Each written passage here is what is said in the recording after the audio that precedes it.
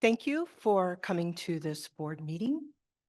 Right now, we are going to have a moment of silence in the honoring of those who lost their lives on 9/11.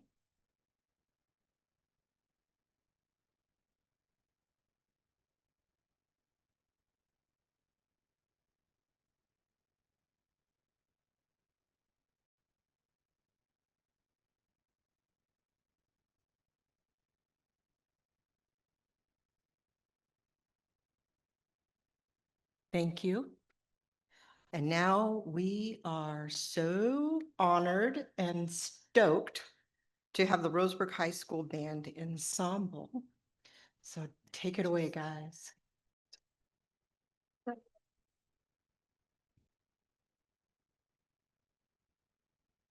Platform up.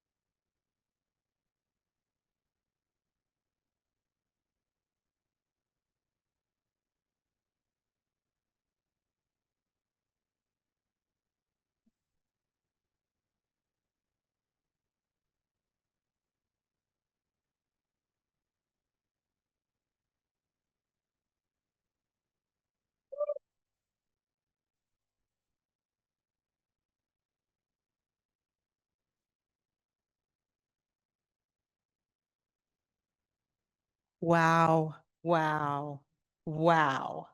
You guys are the greatest. Good job. And let me just ask real quick, how many of you have homework tonight to do? I know, and they're here. Thank you. Look at that. Exactly. Great kids.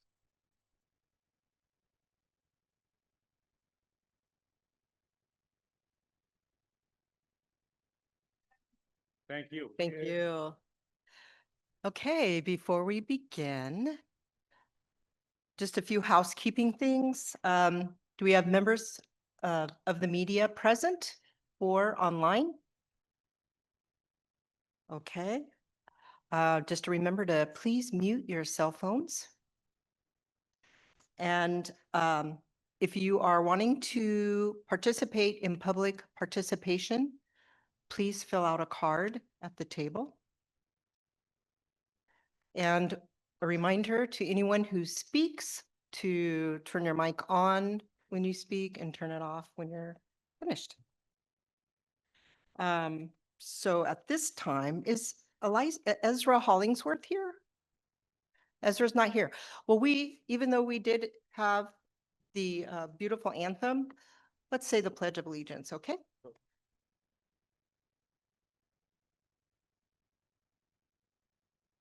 I pledge allegiance to the flag of the United States of America and to the republic for which it stands, one nation, under God, indivisible, with liberty and justice for all. All right, we have Principal Jake Hughes. He is going to give his principal report. Okay.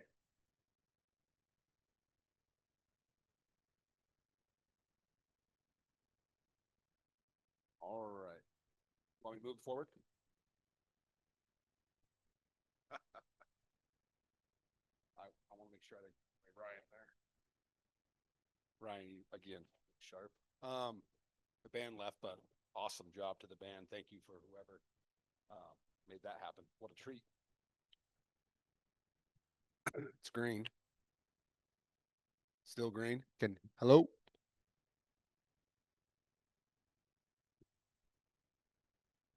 Besting. Awesome. All right. Welcome to Eastwood. My name is Jake Hughes. This is my 3rd year as principal here at Eastwood Elementary School. Before we get into the formal portion of this presentation, I'd like to thank Tammy Averett for spearheading the art on the wall that you'll see over there, as well as the video that goes along with it. I only have 5 minutes, so I've asked that video get sent out to the board by Stephanie, so you guys can see that. I believe some of you already have, and appreciate Stephanie for doing that. As a school, we're focusing on kindness this month, and as you can see, we're wanting to make sure that you're aware of that. Next, I'd like to thank all the Eastwood staff that are here in person, online. Together, they're creating the foundation for a wonderful school year. Their efforts are seen and appreciated. We can move to the next slide, Michelle. Eastwood is a special place. The locals refer to us as the nature school.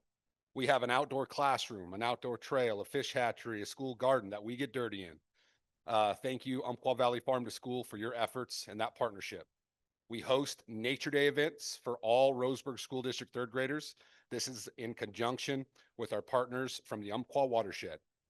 We have monthly assemblies that we invite parents of students that earn awards for the month. For example, at the end of this month, celebrating kindness, we'll have kiddos and those families show up, and we'll talk about how they've earned and shown that trait. We have a tremendous booster club that does so much to support students and teachers. They try to create at least one free family event a month for our families. They give new teachers $150 to help support their classroom setup. Every Friday, they staff our student store called The Hatchery. Our biggest seller is the quarter bags of fresh popcorn. The last item to highlight is our Monday morning message. This is a video that gets sent to families and shown in classrooms on Monday mornings. I talk about the latest and greatest happenings, big things to come. Our CDS, Miss Emily Pettibone, who's here, talks about some social emotional learning reminders. And our librarian helps create a video link that we then push out to families using Parent Square, Chelsea. And we track the engagement with families, and we've got some very positive feedback about their appreciation for those videos. Next slide, Michelle. Our attendance. This is something that we are always going to pay close attention to. We are implementing ways to positively impact the dip illustrated on this slide. We're posting our average daily attendance on our reader board in front of the school. I'm referencing our average weekly attendance in our Monday morning message. We're setting individual and class incentives, opportunities for improvements, as well as targeted goal setting for some of our students. Slide. All righty. I want to point out that the data being shown is not for our entire school, but it's from the OSAS state testing data, and it's for grades 3, 4, and 5. This one is English Language Arts. Our overall school data that includes all students at Eastwood shows that we are learning at higher levels and the difference between groups shrinking. This is a positive sign of progress, and I'm going to share more about that in a moment. Next slide. This is math. Again, you can see this is OSAS state testing data for grades 3, 4, and 5. When you look at our school-wide data, it's similar to reading. We are impacting and shrinking the difference between groups K through 5. 46% of our students scored at least grade level or higher at the end of last year, based on some diagnostic testing. And again, we'll talk more about this at the end. Next slide. Now we're looking at science. This is a 5th grade test only. Last year at Eastwood, we had 2 new teachers at this grade. This year, we have added 2 new veteran teachers. We have a science leadership team in place, and we already have our first science PD of the year scheduled for next week. This slide will look different next year, and that's something that I can promise you. Fifth grade team. Next slide. All right, the next few slides are going to be where I try to wrap things up with attendance, ELA, and math, and talk about what we are doing. Attendance. We're using the data that you can see here to combat and respond to our attendance. On this illustration, which you might not be able to see, there's 52 students that we already know have shown to be marginal or have weak attendance. Instead of waiting for that to continue, we're going to conduct empathy interviews for these students. We're going to try to identify any potential barriers that those students have, and we're going to try to help to get them to school more consistently. We're doing those meetings right now. Next. ELA. We are trending up overall with ELA as a building based on our in-program data and our state testing gap score changes. These gap changes show that catch-up growth students are making. An example of this would be end of the year data school-wide. In 23-24 was 48% students passing. 24-25 was 54% students passing. And I expect that to be the case in this year as well. Our teachers are working hard to respond to the data. We're having formal meetings, addressing deficits, and working to close the gap even more. Math. As I referenced in the previous slide, students are growing, and we know this based on the gap score changes reported from state assessments. The highest gap score you can earn is a level 5. We are at level 5 in all areas but one that is reported. Last slide. In conclusion, it's my job to explain and share with all of you how Eastwood is doing. Eastwood is a special school. We have staff that work tirelessly to support the whole student. Our team takes the idea of being an academic institution very seriously. Now, our attendance, math, and ELA scores, they're not where we want them to be just yet. However, we are working on a shared belief that success is the sum of small efforts repeated day in and day out. The fruits of our labor will be seen soon, and small repeated efforts consistently are the key. This growth is happening from the ground up. Our kinders are getting stronger each year, which is impacting the whole system. This can be seen in a variety of ways.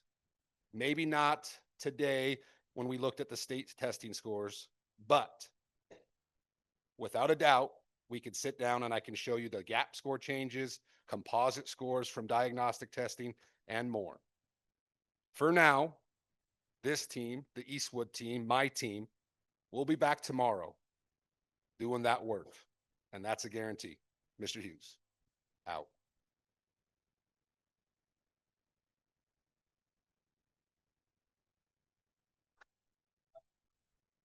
Yeah, I just want to say, the Monday morning video sounds awesome. Kudos on that. And then also, I am thrilled with your proactive approach to attendance. Thank you for getting on that now. And I am sure that those efforts are going to be very fruitful. I appreciate that. I want to make sure that it's understood that it's a team effort. I have a great team around me. Shared efficacy, and we will be continuing that. Yeah. Great. Do we have any other questions or comments? If you can just briefly explain that level 5. Yeah. We talked about it a little bit in our Yeah. subcommittee, but 100%. Yeah. So obviously, we would love for each student that comes to us to be at that starting point in terms of their academic proficiencies. For example, a first grade student being at a first grade level, and then they can make a year's worth of growth. But the idea is that sometimes they don't start. So in that testing, they might make a year and a half worth of growth, but still not be passing the standard for that grade level. So that gap score is the overall change that they're making, but still might not be meeting what's called the state standard for that level. their progress, their Yeah. movement Yeah. is really, you're seeing some 100%. serious acceleration, it sounds like. Yeah, and I really think it goes back to it was intentional, with that last slide. I put, it's the small, consistent things that we're doing. If it was easy to fix, I wouldn't probably be here. I'd be traveling around selling whatever it is that made that fix. But I do believe that the small, consistent effort and continuing to do that over time is going to make the long-term effects that we're looking for. And that's the big part of what I'm trying to do, is because we're right there on the cusp of that. And I believe you can see that in the data. It just probably wasn't the platform to get too deep into that. I had a 5-minute window, but like I said, I would be more than happy to sit down and talk more about that with anybody. Okay, thank you. You're very welcome. Any others? Great. Thank you so much. Thank you.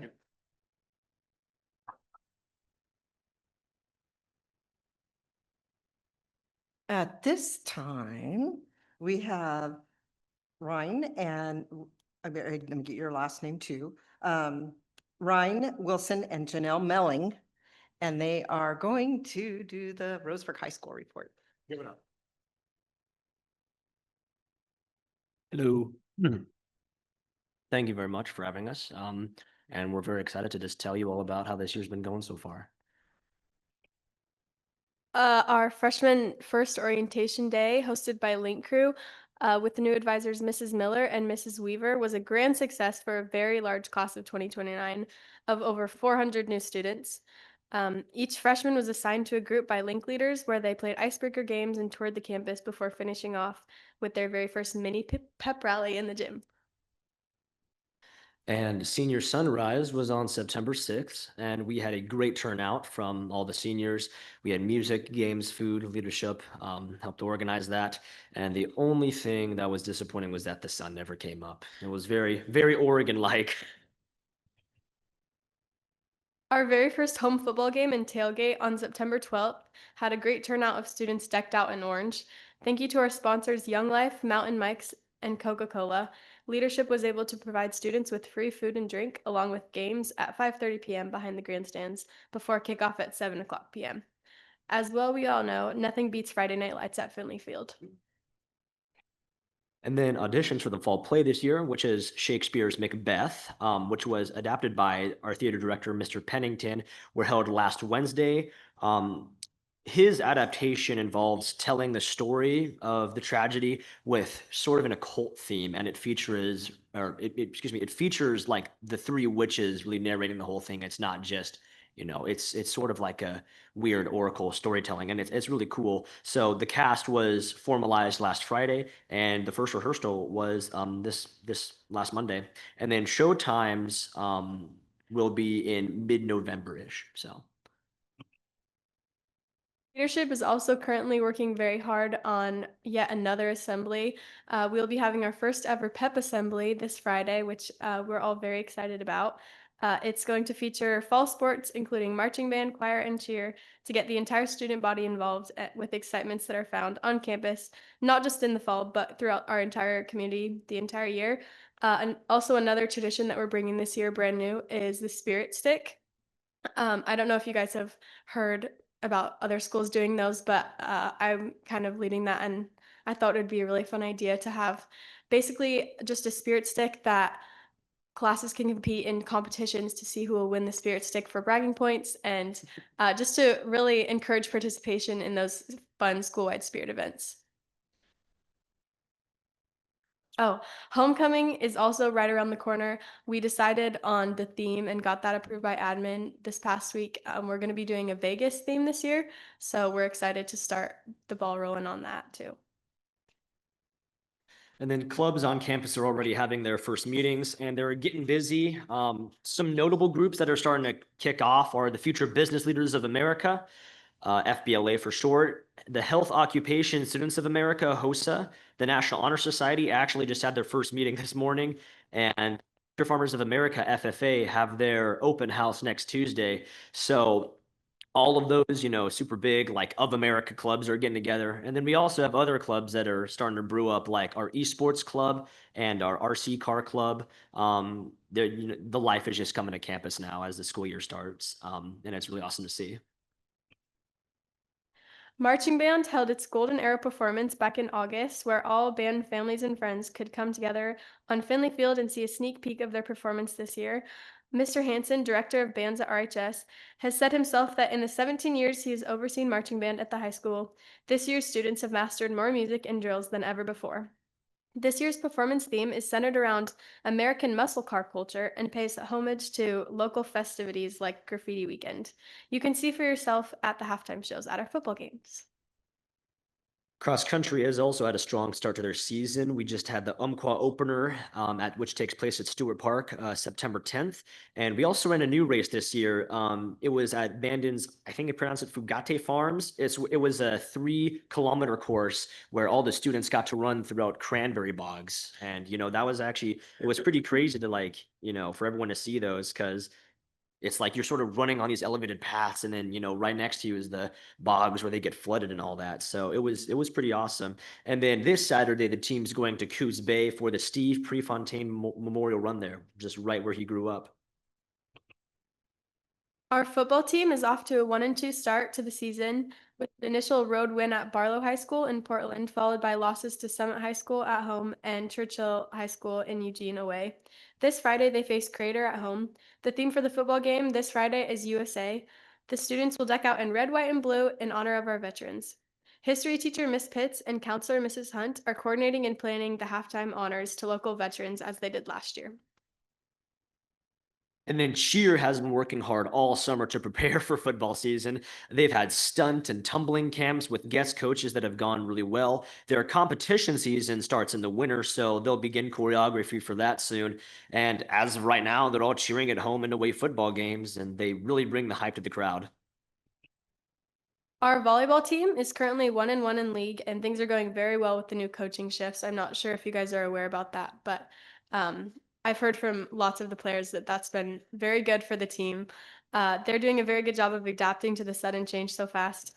I spoke with the player, and she said that the team is really working on staying together and having good communication throughout all these changes that are happening. Their next home is going to be next Tuesday, or their next home game, sorry, will be next Tuesday, the 23rd at 6:45. And then boys soccer currently has 1 win against Eagle Point, 2 losses and 2 ties. It's always funny with soccer how that happens. And then the team is very upperclassmen heavy this year with 9 seniors and 4 juniors. And their next home game will be on September 22nd against Grants Pass. Kickoff will be at 6:30. Also, this is kind of a fun fact. Miss Painter at RHS told me that in the Roseburg High School fight song, Grants Pass is actually our rivals. So I thought that was kind of crazy. So now every time I see a Grants Pass game, it's there we go. This past Monday, girls soccer earned their first win against South Medford at home with a score of 2-1. They won their 2 preseason games and tied the first 2 regular season games of the year. The girls will take on South Eugene at home on September 9th or 29th at 6:30. And that's all we have for you tonight. We appreciate your time. We always love coming down, and we look very forward to sharing with you again next month. Thank you. Great job. Great job. And I love the spirit stick thing. I think that's going to really be a thing. So do we have any questions? Great. Thank you so much, guys. We'll see you next month.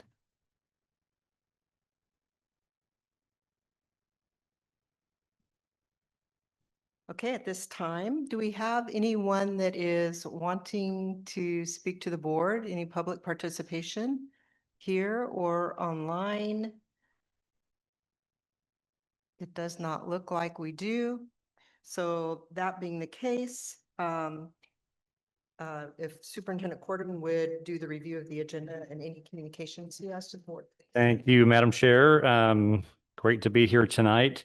In terms of the agenda review, the only change in the agenda tonight is item number 4, policy DBEA, which is relative to the Budget Committee for first reading. Is going to go back to the Policy Committee for review. And I also want to excuse Dr. Bishop, Director Bishop, who is out of town tonight, and wishing him safe travels. In addition, as a reminder, Director Melissa Roberts, as in Student Services Director, also excused tonight. Thank you. Thank you. At this time, we will vote on the consent agenda. That's in pages 1 through 56 in your packet. You have had time to review this for the past few days. So at this time, I would entertain a motion to approve the consent agenda.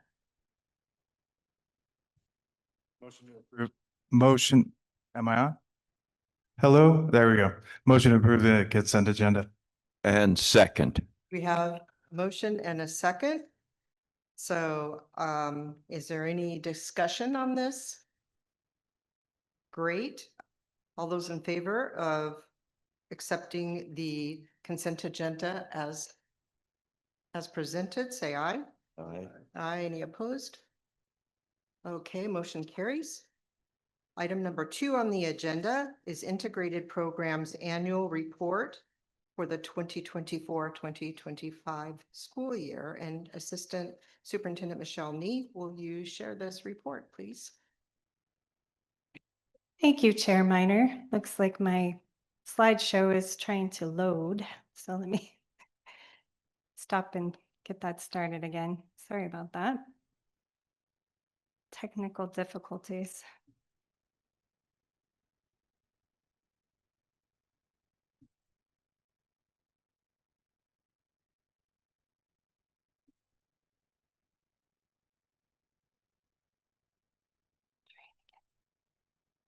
Nope. Oh, well, all of you have it in front of you, so I'm going to go through it since it's not seeming to want to share. So this is our yearly Integrated Programs Annual Report. So this is for the 24-25 school year. And our integrated programs include our Student Investment Account, High School Success Measure 98, our Perkins Grant, which is CTE, Early Indicator and Intervention Systems, and our Early Literacy Grant. So all of these grants are included in what is called our integrated programs that we have to submit regular reports to ODE, and then we are required to submit a year-end report for the 24-25 school year. This report is due on the 30th of September and requires that it is shared with the board in a board meeting prior to being submitted. This is ODE's annual report. It consists of 2 narrative questions. Also throughout the year, we're asked to report expenditures, overall reflection narrative questions, as well as report on progress markers, which help inform overall progress in our annual report. I did share in here the narratives that we have to answer. One is discuss at least one outcome where we've seen progress in implementation. It is a very long answer there, but just to summarize, our teaching and learning department has engaged in in-depth thorough review of literacy assessments, tools, and curriculum being used. That was doing the adoption for our new ELA curriculum for K-5. So this was 24-25. And we've also been working very hard on strengthening our partnerships in the community. So with UCC, Aviva Health, Mercy, the Mercy Foundation, as well as putting in their additional pathways. So fire science, EMT, and phlebotomy. So those were just some of the bright spots that we had in this past year. Our second question is around barriers and discussing outcomes where we have challenges. We are continuing to provide professional learning and supporting through our district behavior team to address challenging student behaviors. We've expanded both training and side-by-side coaching for staff, and we continue to expand that this year as well. We also have collaboratively reviewed and revised our MTSS system to implement this year, and that's strengthening core instruction and ensuring appropriate interventions in literacy, math, and behavior. One ongoing challenge is finding time for training that does not pull staff away from classrooms during instructional hours. We're actively seeking feedback from administrators and instructional staff on how we can best meet their needs. I did go over in your presentation what the budget was for last year for our student investment account, which was a little over $5.4 million. Some of our highlights were we paid for special education teachers and instructional assistants, skills trainers, our STEAM team, Peak K-12 Social Emotional Learning Coordinator, which is Miss Mindy Endicott, along with being our Teaching and Learning Coordinator. And we also worked to eliminate fees for students. High school success is Measure 98. That was a little over 1.4 million was our budget last year. Our investment highlights from last year: 2 graduation coaches, 9th grade smaller learning communities, CTE teachers, equipment, supplies, and curriculum, high school summer school courses, including credit recovery and middle and high school transition acceleration, college dual credit AP courses, and also paid for a portion of our high school counselors. Our Perkins CTE grant was $87,993 this past year, and that is used entirely for equipment, supplies, training, professional learning, and curriculum to support our CTE areas: hospitality, tourism and recreation, culinary arts, early childhood education, construction, cabinetry, drafting, engineering, agriculture, welding, manufacturing, automotive, office systems and business. And we also now have our medical fields as well. Early indicator and intervention system, this is a small grant that is a little over $16,000. Last year, we utilized that to purchase our organ data suite.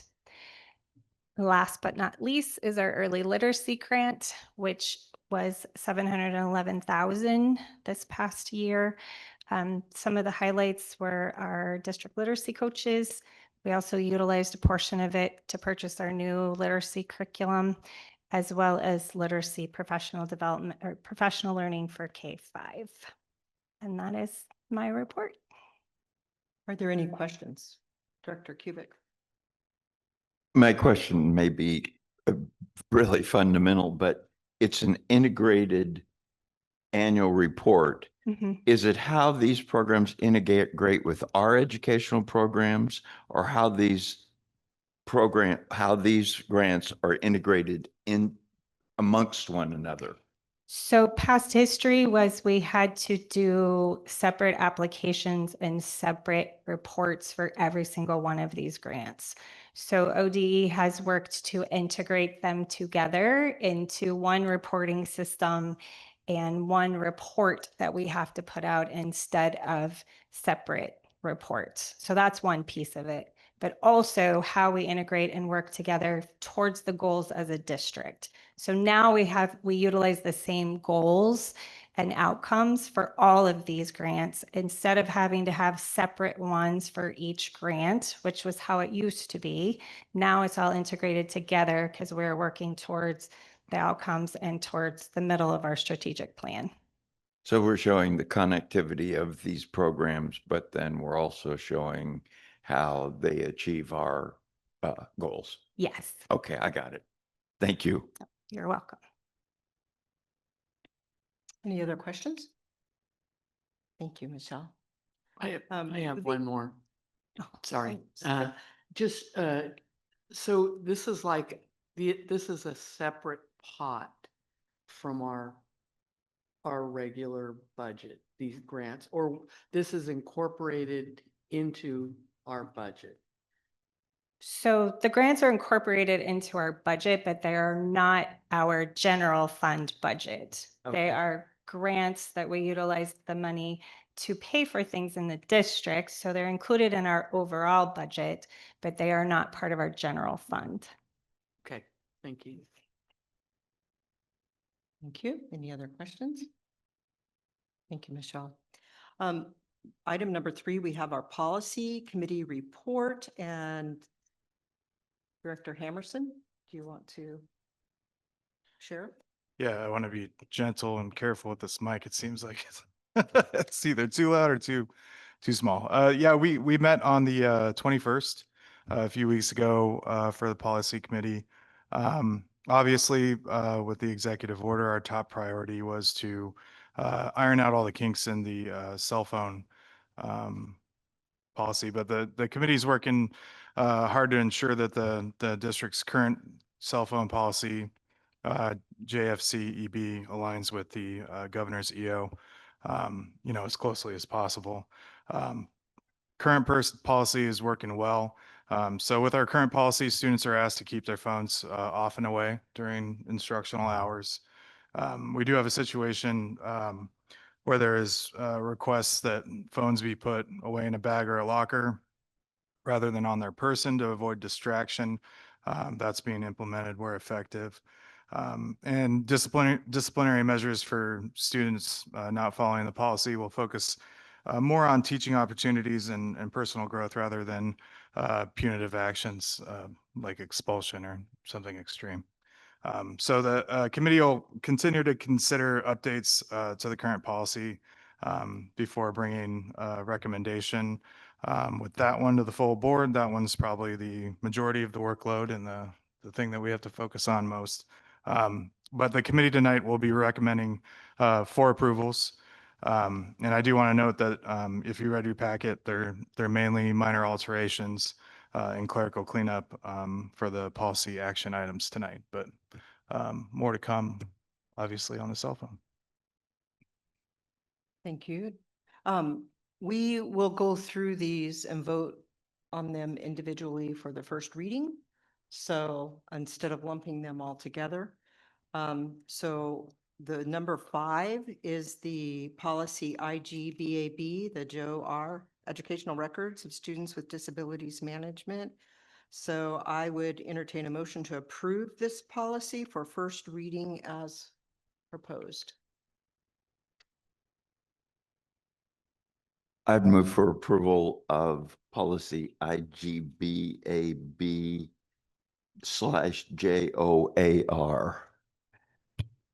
I'll second that. Is there any discussion? All those in favor? Aye. Aye. All opposed? Motion carries.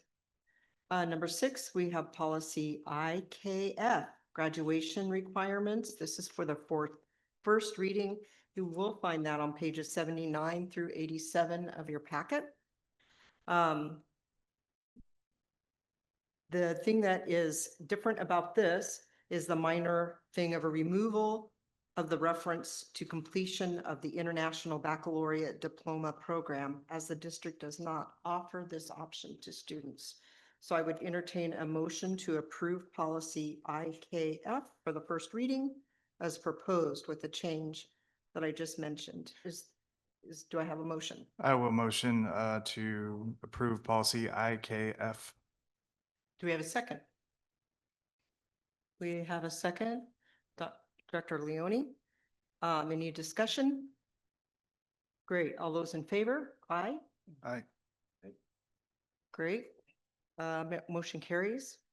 Do we have policy or item number 7, JHCA, immunization, school sports participation, concussion, and other brain injuries? This is for the first reading, and I would entertain a motion to approve this first reading as proposed. Is there a motion? I'll motion to approve policy JHCA. And do we have a second? I'll second the motion. Okay, any discussion? All those in favor, say aye. Aye. Great. Motion carries. We have item number 8. We're almost finished. Hang on. Policy JOA. This is directory information for the first reading, pages 91 and 92 of your packet. I would entertain a motion to approve policy JOA for the first reading as proposed. I will also motion to approve policy JOA. Is there a second? I'll second it. Thank you, Director Leone, for the second. Is there any discussion? All those in favor, say aye. Aye, great. Motion carries. And now we are moving to the report section. So Director Cotton, will you please give us the Building Insights report? It will be brief, but we have been very, very busy, and we will be busy through the end of the year. Committee members and fellow board members will continue to continue to tour school facilities this year in an effort to better understand the capital needs facing our schools. In addition, the district will be gathering data on the major repairs needed. Board members plan to tour 2 schools per month.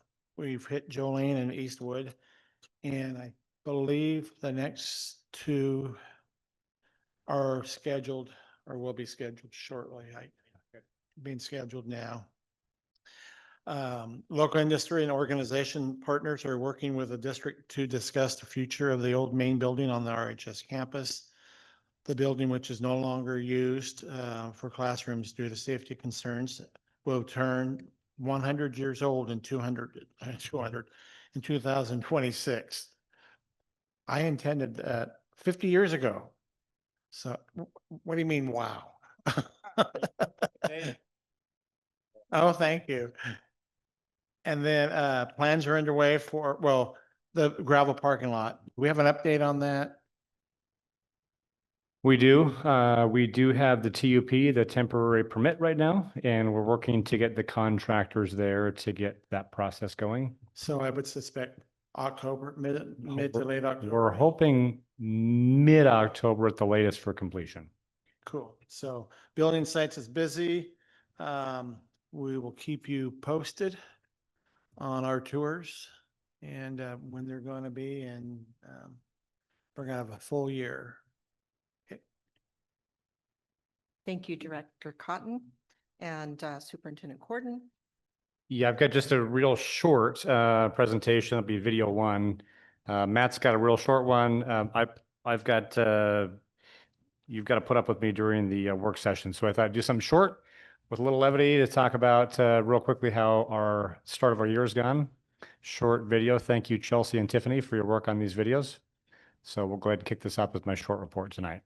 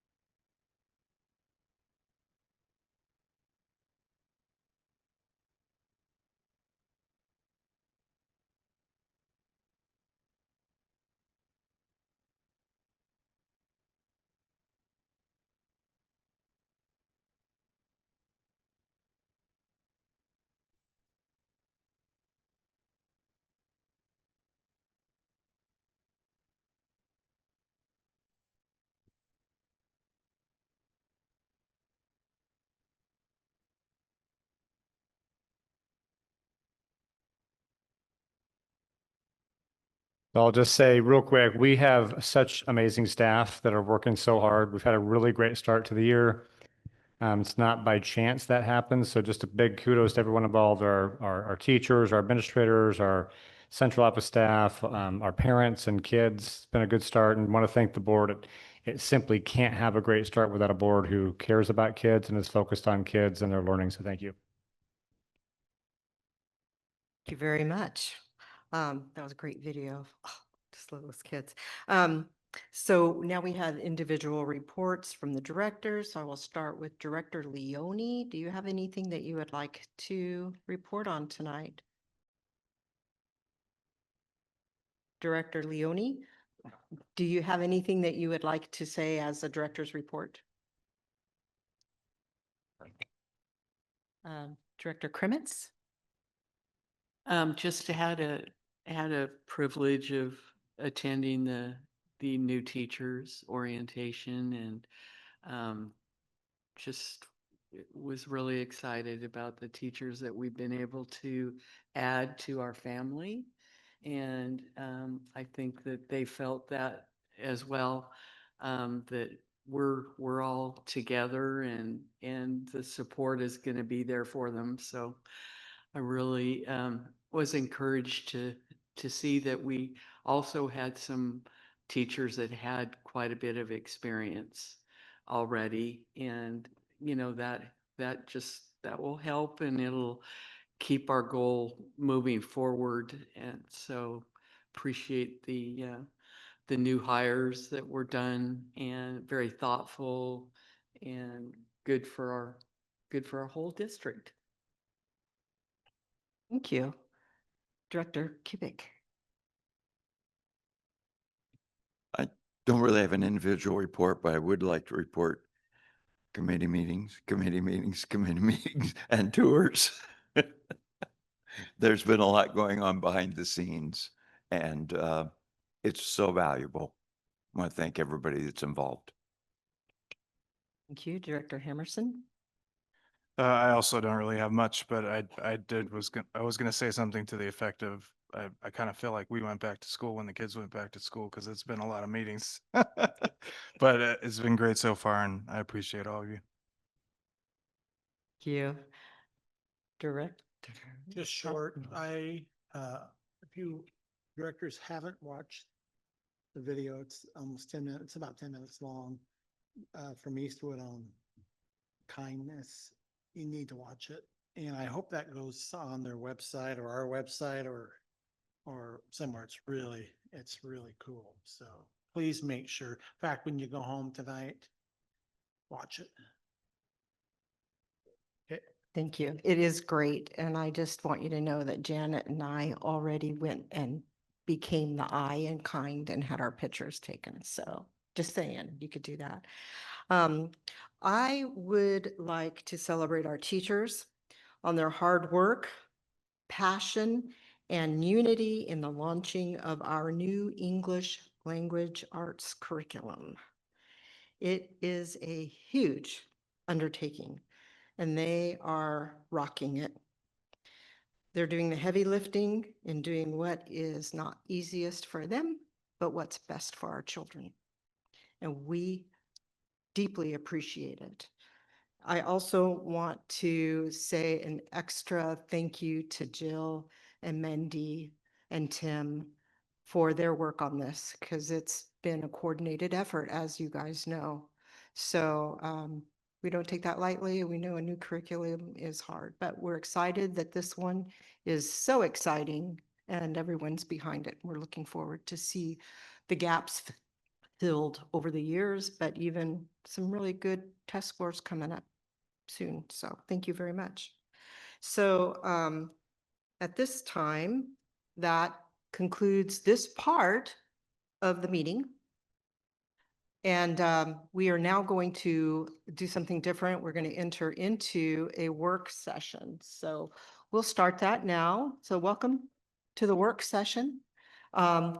And I'm going to hand this over to Jared as we are working on our strategic plan. Thank you very much. Love that. We just get to work. Brief recess? No, we don't need a brief recess. Let's get going here. It's great. I love it. All right. Well, I appreciate the opportunity to connect with you and continue our review of your strategic plan and our strategic plan as a school district. Last month, we were able to visit about effective operations, and tonight, which is one component of the four, tonight we're going to focus on safe and inclusive, which is that our school environments will ensure everyone feels safe, seen, heard, and respected tonight. So we're going to dig into this tonight. We've mentioned this before, and it's kind of been a theme for us this year around this framework around hope and trust and compassion and stability. The strategic plan provides this, and you'll notice as we go through this, hopefully evidence of a plan that does provide clear direction. Of course, this is underpinned with a need for respect and integrity and honesty. It's part of this one as well. Compassion is part of this, and the importance of a plan that does provide stability for folks. This is our outline for our work sessions. As a reminder, we did effective operations last month. We're here looking at safe and inclusive, going clockwise. October, we'll look at leadership development, and we'll conclude in January with appropriate and timely instruction. So again, this is the area we're going to key in tonight. And I want to, as we begin, I want to start by telling a bit of a story tonight. May 17th of 2022, Rod was on the board, serving at that time. Ann was serving at that time, and Brandon was serving at that time on the board. And some of you may remember this, but the election for our second capital improvement bond was on May 17th of 2022. We'd worked hard on the first one. It had a narrow margin of failing. We ran into COVID during that May. If you remember, schools were closed, and we came back together, did a lot of work, and this bond was really rooted in not just capital improvements that we need, but it really was rooted in safety. The primary foundation of this was ensuring we have safe spaces for buildings. That was May 17th of 2022. Exactly 1 week later was the shooting at Uvalde in Texas, where 19 students died, 2 staff members died at the hands of a student that was a individual was a former student at that school. There were also 17 students who were at least physically injured as well. So 1 week after the passage of this bond, after the failure of the bond. So it was a little bit of emotional roller coaster for us. In fact, we went back and looked at the work session. This was the first slide that we put up because the next day after the shooting, we had a work session that night. So we had the failure of the bond. The next week was the shooting in Uvalde. It was also a shooting the day the bond failed in New York. And then after that Uvalde shooting, that was on a Tuesday. On the Wednesday following, we had a work session. We planned on talking about the bond, and we did. We talked about our efforts to secure our schools. But at that meeting, if you don't recall, for those of you who were there, Rod in particular said, "We are not leaving this meeting without a solution to secure our schools." We are not going to have this happen again in our community. Not that we weren't committed before, but that moment accelerated a lot of the work you're going to hear about tonight. It's not done, but I think it's an important context as we look at what we've done over the course of having the strategic plan. And tonight, I want to give you an update in terms of what we've done to improve some things around safety. We're not done, but we've done some things. And we've also looked at belonging, which is also part of this. Do kids feel like they belong in our building? So I'm hoping tonight, with that context, that we get a sense of some of the things that are important to the board and the directions that you have given, which is your role to direct that work. And hopefully we can get I can give you an update in terms of where we're at with this tonight.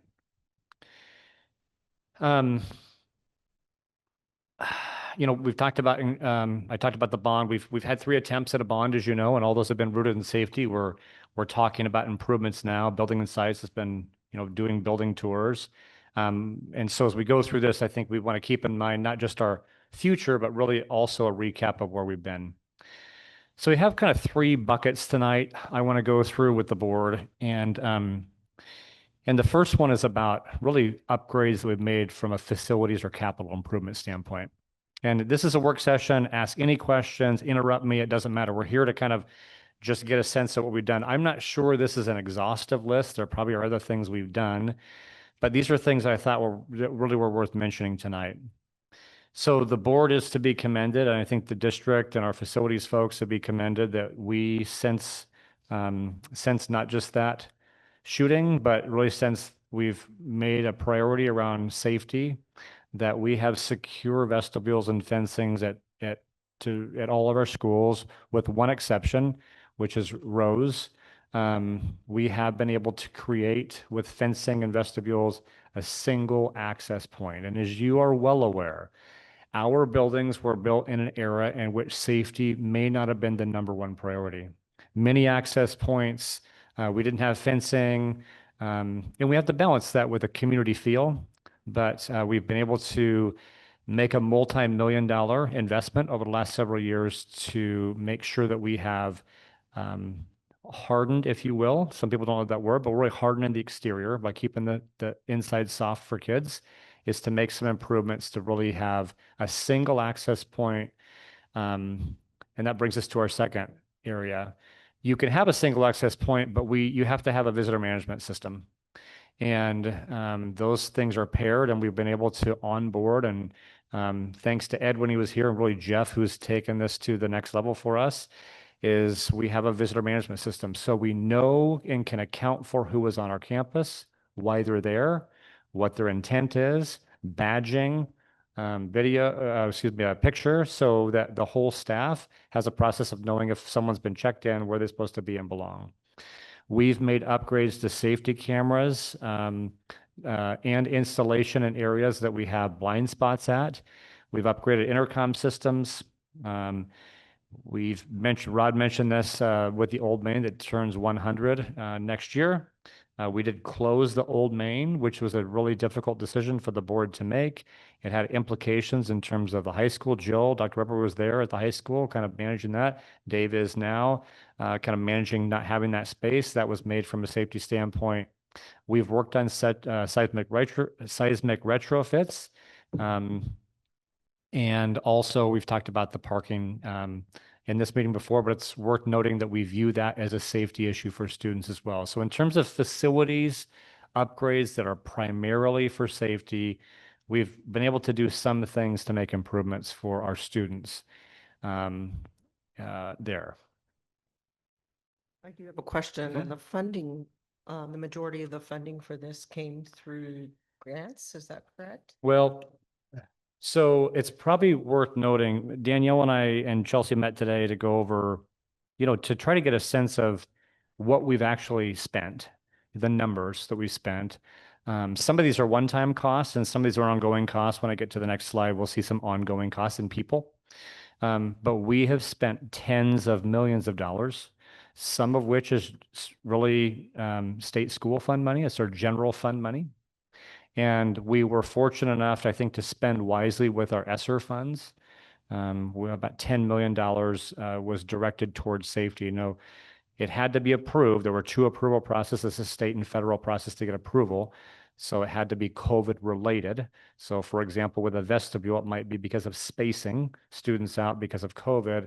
We were able to kind of maximize how we use that funding for facilities needs. It's been a blend of both general fund money and some grant money. Jared, Yeah. I also had a question on that. I mean, the vestibules, that was a huge undertaking. Is there any way some of that had to come out of just our budget, Yep.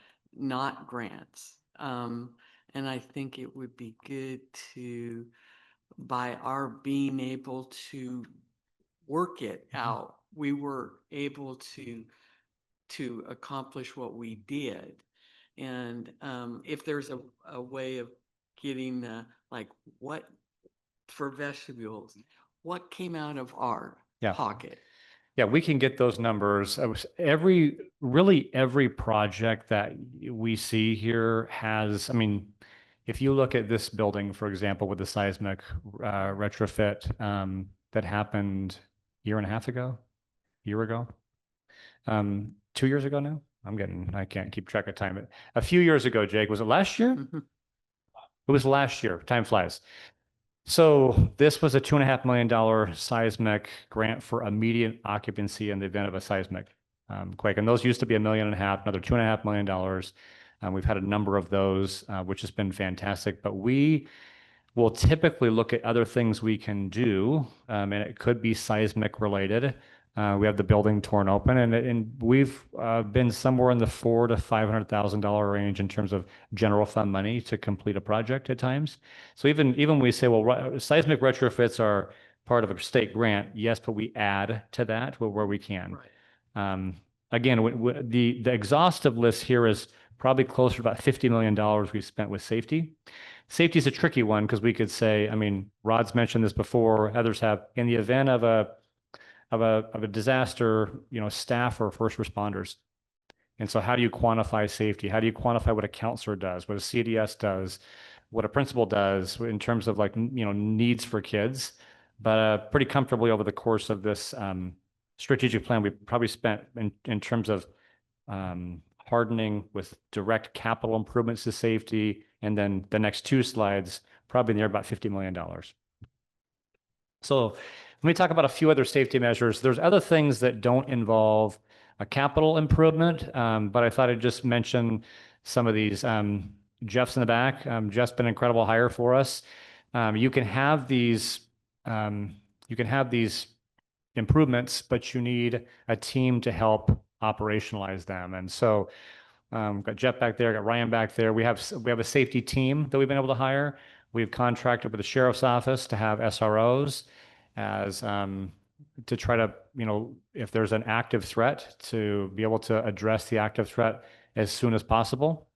We've adopted a standard response protocol, the I Love You Guys protocol, which gives us a way to react and respond to an issue that could be an incident on I-5 that involves a chemical spill. It might be just that we shelter in place. Could be that we have a problem inside or outside a building. So it gives us a coordinated way so that dispatch and our own folks and our own staff know how to respond. We continue to do our drills. We have some emergency communication that comes through Parent Square. Recently, we received a grant for Omnalert, which is a system that's a detection system for weapons detection. We've installed some vape detectors at RHS, a bus monitoring system for parents, lighting upgrades at Finley Field. And then just as a reminder, our 404 fund is primarily and almost exclusively for safety items within maintenance. You might think about, well, what does a concrete repair or a water repair or a roofing repair, but they're really issues around safety because the integrity of the building is at risk. And that we stick about $2 million a year in there and have each year through this strategic plan, with the exception of this year, which we shorted about $500,000, $1.5 million in there this year. Yep. Before you move on, a couple questions. This Omni Alert, have we caught anything, or has anything gone live, or? Jeff? No, it's not live yet. Okay. Been working really well with our IT team. They've been fantastic working with Omnalert to get everything set up. We're actually ready for testing, and I'm scheduling that now. So probably within the next. I'd be curious. Just to recap so that people online, Jeff said that it's ready to go. It's ready to be tested by the team. So, but it has not gone live yet. Okay. And then the second comment I have on these emergency preparedness school drills. I don't know. I've been involved in one. I asked when they did one at the high school, and like I told you, when it was over, I was crying. And I was crying heading home because I just can't believe what the staff and the kids have to go through, on the floor, blocking doors. It's crazy. But I would encourage personally, if they would allow you to do it, if you're a board member that would like to go through a drill, I still want to do one at the middle school. You should call and work through Jared and see, because you got to keep one under your belt. Say, I'd like to go through one of these drills. I'd like to see, you'll be at the command center, so to speak, and you see the whole gamut. And I think it would be really important for board members to go through that. But anyway, my opinion. Yeah, thank you. I think, again, I brought up 2022 because that particular tragedy was particularly emotional for me, because you need to drill for situations like this, and it's hard on kids. We try to make sure we do this in a succinct way that's repeatable when stress is there, but we do try to balance this with what is also emotional for adults is emotional for kids when you're practicing these things. I have one other item I want to talk about in terms of this, the belonging and kind of improving school culture. I've got one video to share after this. This is a list of some of the things we've done. I want to run through these real quick. We've recently looked within our students who receive special education services how to redesign a system that is more inclusive for them. We had 73 students that weren't really able to have a home school that was in their neighborhood. And just want to commend people who have been behind the scenes making this work for our students. It's a bit of a shift. Overall, I think it's gone really well. It's not perfect, and we knew it would be. It was a quick implementation, but that's an area in which we felt like when we get back to what we're trying to accomplish in terms of kids feeling that they belong has been important for us. We have invested in our CDSs and looking at, we talked about Mindy tonight, really having a focus on making sure when kids come to school that they're ready to learn. And if you've ever yourself personally struggled with,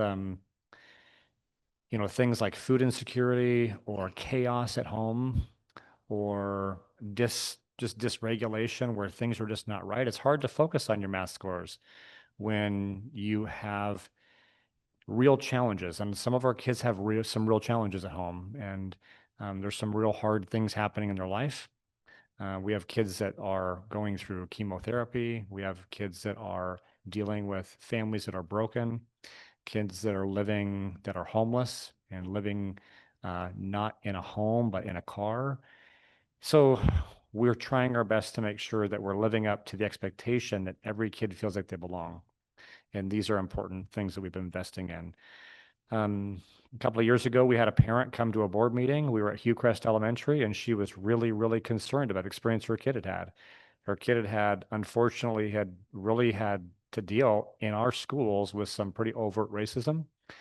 And remember, some people on our board, just I think collectively as a board, we said this is not going to happen here, and we got together. We got our equity advisory committee together, and we really said we're going to combat this together. Has been a great effort of parents and staff members coming together to work on that.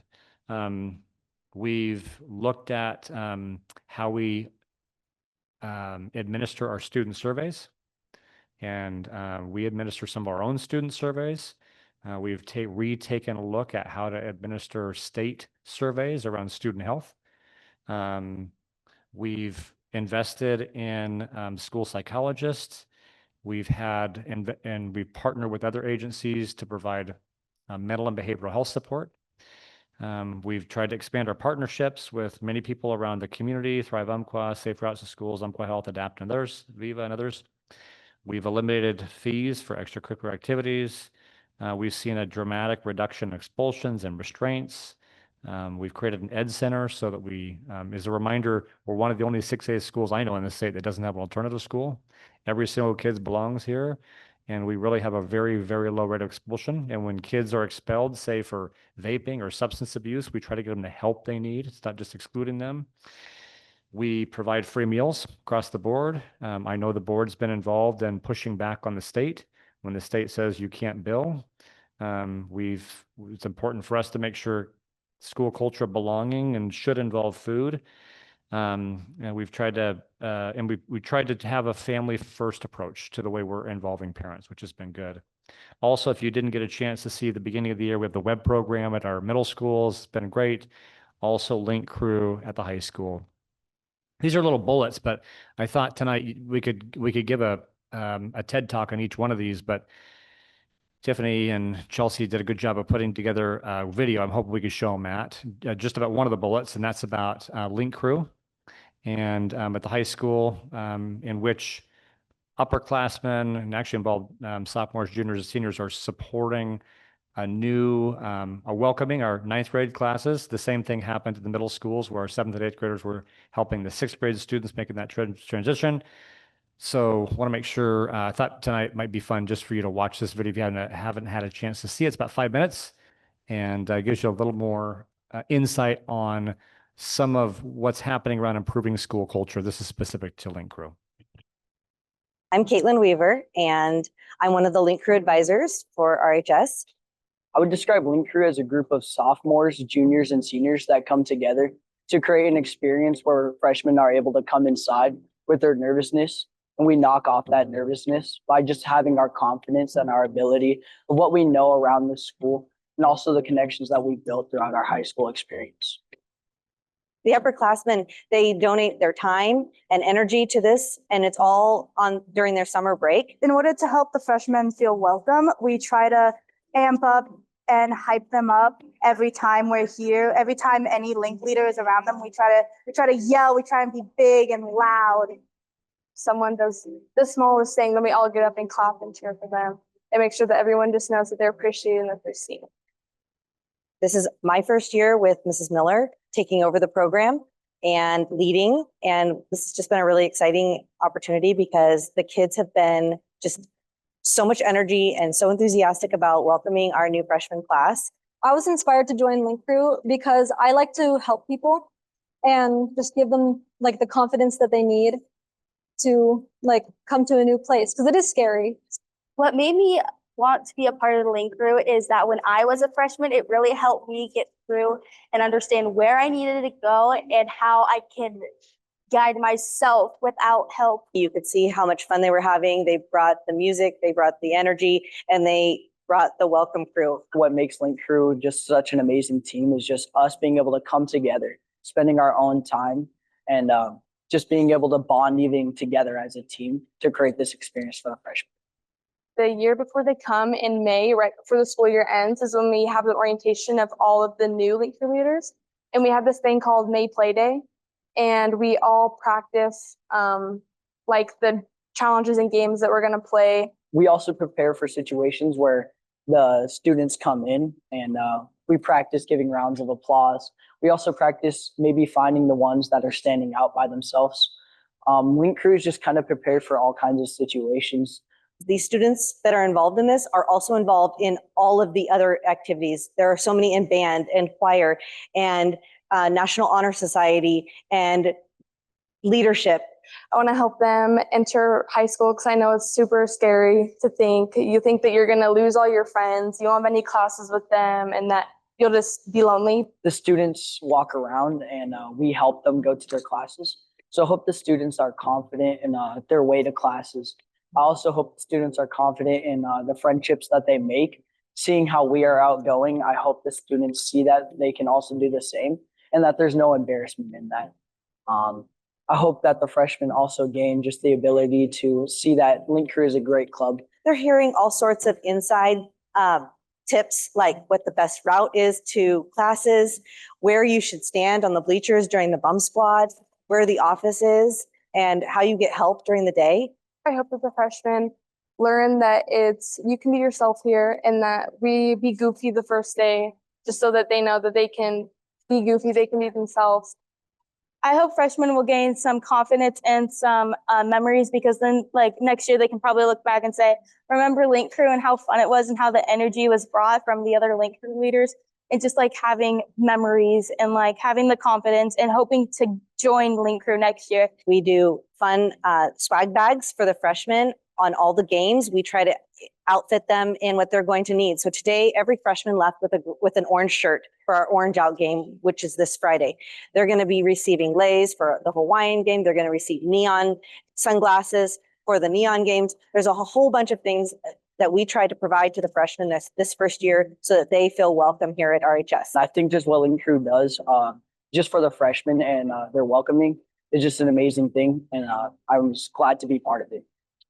They're going to continue to fist bump them in the hallway, invite them to games, tell them when the next event's coming up, and they're going to look for them in the stands. They're going to greet them, and they're going to make them feel like this is their home because they know that our ultimate goal is to see every one of our students graduate. And so to create that spirit and culture early on is the ultimate goal here.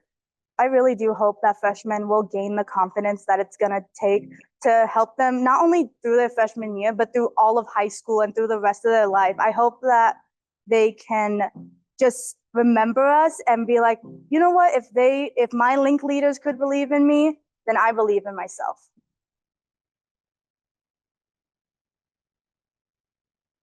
And just one quick thing about Link Crew. I had my youngest, Tate, was in Link Crew. And we had planned on doing Tate's like, I can't do that. I'm doing Link Crew. Like, so it's awesome. Actually, pretty cool that we've got kids like that that think it's important to make sure kids belong. So, Jared, how Yep. long has that been going on, that link? Jill, let's see.